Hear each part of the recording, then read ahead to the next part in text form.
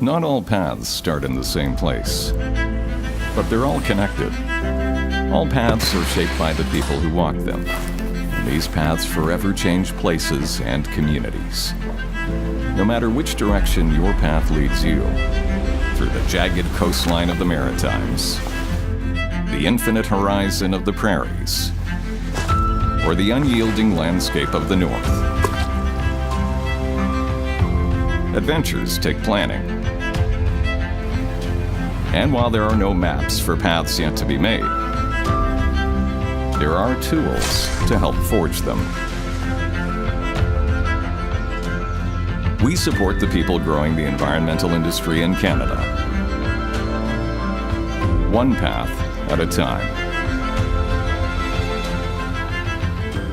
Eco Canada, connecting paths.